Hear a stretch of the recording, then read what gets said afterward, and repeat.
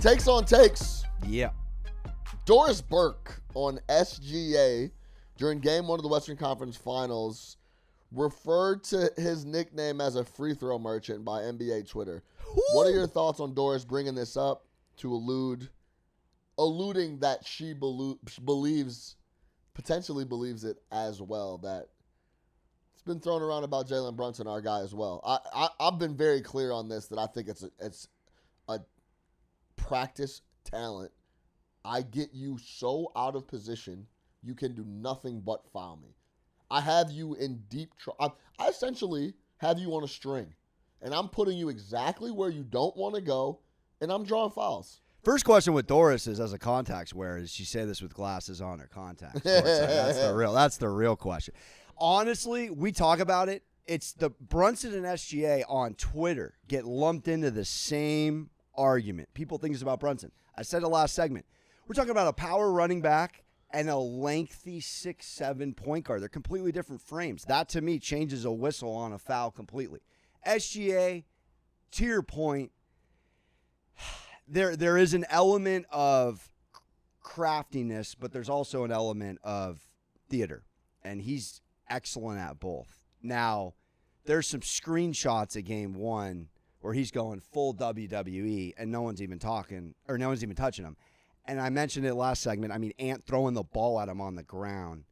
Players are irate with it. But are we just going to not give him a little bit of credit as well? If he's trying to win games and he's trying to get points up and he's unbelievable at getting in the paint and getting those spots. It's a lot of bang into you, come off it, hit, rather than getting hacked from what I see with SGA. But again, when you're on Minnesota, you're not looking at it down the middle. So I'm not looking at it down the middle. You're on the Thunder. Any pushback, I think the Brunson SGA argument is ridiculous. It's a 6'7" frame. It's a 6'1" frame. How is the whistle the same for the two as that narrative? Yeah, I mean, I don't necessarily know if the frame matters. I think and it's not as merchanty as like the James Harden thing where he would do the rip through thing. These guys are creating contact for the most part. The rip through thing was different because it was face up. He would just rip through and shoot the ball, and it was getting called. So they had to dictate that rule. Then the Trae Young thing is he gets in front of you and just puts on the brakes, and you have no option but to run into his back, and he was getting fouls that way. More times than not, Jalen Brunson is putting you in the mixer. You are completely lost, and you're trying to catch up, and you're fouling him. SGA is similar, very herky jerky. He's tough to deal with. Brunson has so much more in his bag from a craftiness standpoint, Well, he's a 2-footed lad. SGA, it's just such a different game. Does it bother you, the narrative around SGA? Let's say you didn't have a Thunder ticket and you're just a fan or you're just watching like everyone else. Yeah, I think a lot of... I honestly was blown away. You want to know why Steph Curry is so beloved? Everyone likes to watch his little run around and fire from 37 feet. Sure. That's why he's beloved. How is this guy constantly doing this all the time? How is he shooting all these deep jump shots? He's not... Like, his style of play is very fun. You can argue the tush push is not good for football because no one wants to watch it. It's a nasty play. Does it work? Sure. Is that SGA's game? But listen, does getting to the line work? It does. It changes a lot. If you go back throughout the years of Brunson being with the Knicks, when he's not getting a good whistle, it's a lot more difficult for him to function and the team to win. When he's getting that, I would say a fair whistle, because as I've mentioned multiple times on this pod, I believe he's getting fouled. Go watch them. If he's getting a fair whistle, you can see the defense is there. They don't even know what to do. Like, I can't really touch him, but now I'm in a compromised position because he's crossed me over, but I don't want to get back too aggressively so then he's getting a lot cleaner looks than he would. And I will say, one's from Philly and one's Canadian. Let's just call it. Who's got a little more DOG? I'd like to think Brunson is taking a lot more contact. He is a running back. SGA he's a wide receiver. He has the NBA 2025 frame, and he's taking full advantage of it. But I am a little bothered by SGA's whistle thing. But I don't knock him for it. I think free throw merchant doesn't bother me as much as grifter. free throw merchant means he just gets to the line. I guess here's the I don't- pushback. Dude, if you can get to the line 18 times a game, get to the line 18 times a game. He had more free throws made than field goals made game 1 against Minnesota. That's why I think people get so upset. Like that kind of narrative. Sure. But I mean, in the second half, I believe he was like 8 of 13 from the floor, too. Yeah, get to the free throw line. He got to the free throw line in the first half and then was knocking down shots in the second half. Good for basketball or bad that Doris brings that up on a national telecast to put a button on it?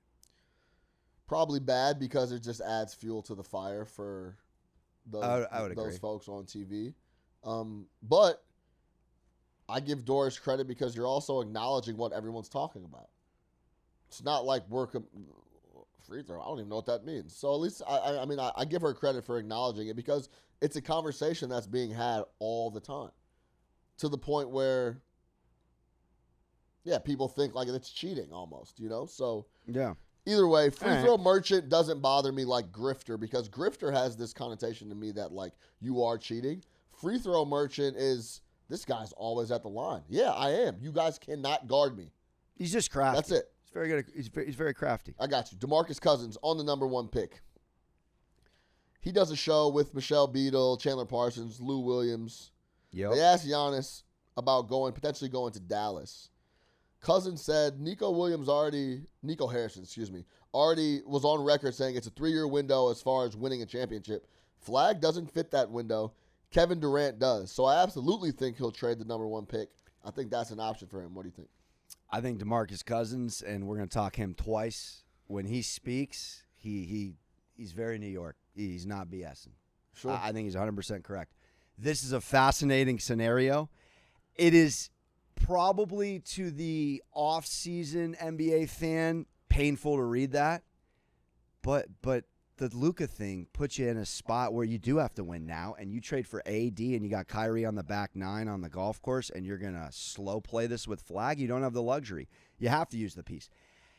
Durant, it's crazy. I would love to see not Kevin Durant, but another kind of piece go in there. Maybe they pull a rabbit out of a hat and do a 3-teamer for Giannis, but I agree with Cousins. I don't think they keep the pick. And it is wild to say, Sean, because he could be a generational talent, but it's Kyrie, AD. Just say that out loud. You're up against the clock, let alone injuries. Also, KD is literally twice Cooper Flag's age. He's 36, Flag's 18. I think initially, when you trade Luka, think about the landscape. You trade Luka, Kyrie's healthy, you get AD, you expected him to play. Kyrie goes down, Davis goes down in his first game back, and he was going crazy. Kyrie blows out his ACL, so we don't know when he's going to get back. I think the initial plan was this 3-year window. I think the lottery ball bounced through another window across the hall that's now raised, that completely changed the game. I think initially it was a 3-year window. That was his plan. I think Flag coming into the fold changes a lot of different things, and I'm not sure he would be allowed from ownership to move. Let's play fake GM for 2 seconds, little Bill Simmons. I think you and I agree. We don't trade Flag for Durant, but we absolutely trade Flag for Giannis. Would you be in lockstep with me on that? I think you have to. Probably. I mean, it's also a house money scenario. Like you said, next room, they shouldn't have won the sweepstakes. They won the sweepstakes. Yeah. You were never supposed to have Cooper Flag. It was never even in the stratosphere. So I think when if you don't get Cooper Flag, the window's still the 3-year window. Now with Flag, it gives you an opportunity to reevaluate what you want to do and how you want to go about the next 5, 6 years, 7 years. Another Budweiser hot seat for Nico Harrison in town. But talk to us about what Cousins said next, because I love it. I'm with him. Within the same interview, running back asked Cousins if he would rather have Luka right now or Jalen Brunson. DeMarcus Cousins responded, "I'm going to take Jalen Brunson. He's still playing. It's obvious. One guy is at home, the other one's playing." Let's go. I said the metaphor for Seinfeld fans, the understudy has passed Bette Midler, if you remember the episode. He literally has surpassed Luka. He is a better leader. He is, to me, it's twofold. I think he's a better quarterback, but then landing the star and building around the star is a whole nother beast, and Leon and Wes and the boys are half a football field away from Pelinka, who's probably in Malibu sipping coffee, not doing his job right now, as I often say. In New York, around this Brunson build, you got to be in lockstep with Cousins. But it's so much more than that. Brunson, okay, the whole foul thing, whatever, that's maybe the only thing that he does as maybe symbolic of a wide receiver. Everything Luka does is theater. And I mean, he's losing a series and looking at the ref for a whistle and Ant's the other way on a 5-point swing for no whistle. You never see that with Brunson. You also watched Luka not asked to be traded, but in short in L.A., not really. To me, you're in a room with LeBron. Were you in the gym with LeBron? Were you taking advantage? Were you an understudy of LeBron who puts $1 million into his body and the whole thing is about him being festively plump in his late 20s? Like, I literally could go on and on. I'm with you on Cousins. I want to hear what you say because starting over, if we were going next year, I would still take Brunson. Yeah, I mean, it's a massive offseason for Luka to come back. I think both guys are first-team All-NBA guys that you can win titles with. It's just all about who you put around him. That's the NBA in a nutshell. Yep. You need a first-team All-NBA guy, and then you better put the right roster around them for them to compete. You could win the title with both Jalen Brunson and Luka Doncic, so I would take either one.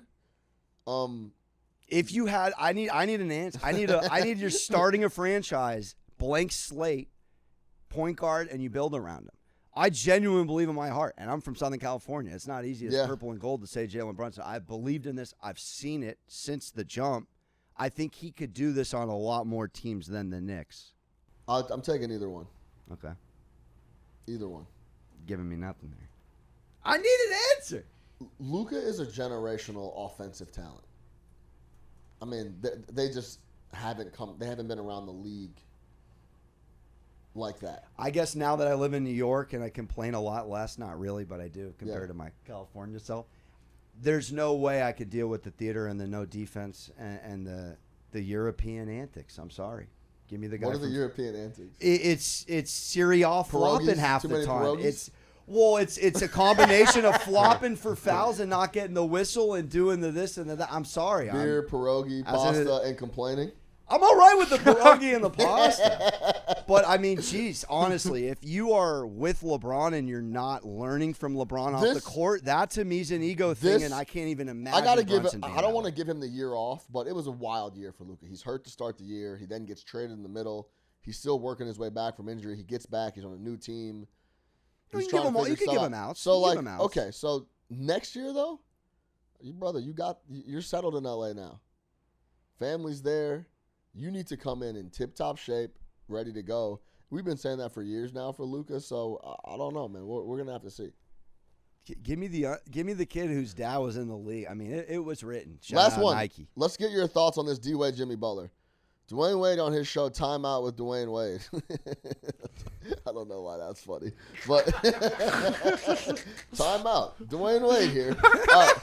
He was critical of Jimmy Butler's playoff performance, saying, I think the thing with Jimmy is I didn't like the way he just approached the game.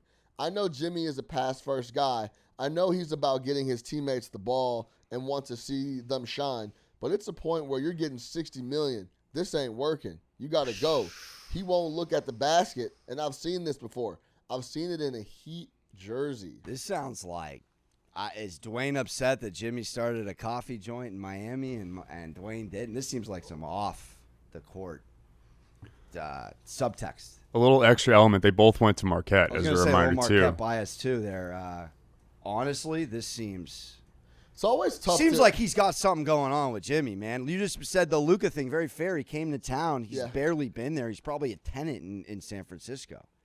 Yeah, right. And then you're tasked without Curry, which is a thankless role down the stretch against Minnie. I mean, honestly, I would like to see the video of that and hear the tone. Because that could be, like, very divisive, or it could be, hey, man, Jimmy's that guy. I would need more out of him, and it could be a little less. Reading that sounds like he's coming at him, right? But he's upset he didn't get $60 million. He's a couple years away. Sure. But I'd be a little upset. The days of Jimmy carrying teams by himself are behind him. It's true. We saw that with the Miami Heat. They weren't very good. him getting out to the Warriors was purely me and Steph. I can help him. He can help me. We'll be able to make some things happen, and we'll play really good defense. I'll be able to help Steph on that end. It's butterfly effect, though. He's talking like Jimmy is a 30-point-per-game guy his career and then just decided not to get shots up. Jimmy's never been a pure offensive mastermind like that. No, his game But IQ is there. Dwayne Wade is right. Like, you can't be deferring to Pajemski and Kuminga in spots where we need a basket. But when Steph went down, they were never going to be able to compete with a physical, younger, good defensive team like Minnesota. Yeah, I heard he got a flu too mid-series. He was sick. I mean, for what it's worth. But yeah, I mean, that is a very tall order to put a button on it to push back on Wade. That again, context is everything there. That's a little 305 rivalry there. Like, Let me say, timeout with Dwayne Wade. Let's talk about Jimmy Butler. I gotta go watch the clip. But takes on takes, Juice Bar. Stick around. We got some quick sips talking the NFL and the Olympics, flag football, WNBA, NHL, and a little non-issue MLB issue. Make sure to check out the Juice Bar across all mediums. We're on Apple. We're on Spotify. Sean Little at Chicago Flow. Alex Monaco at Moneyline Monaco. We are rocking every week at MSG Networks. Tune in.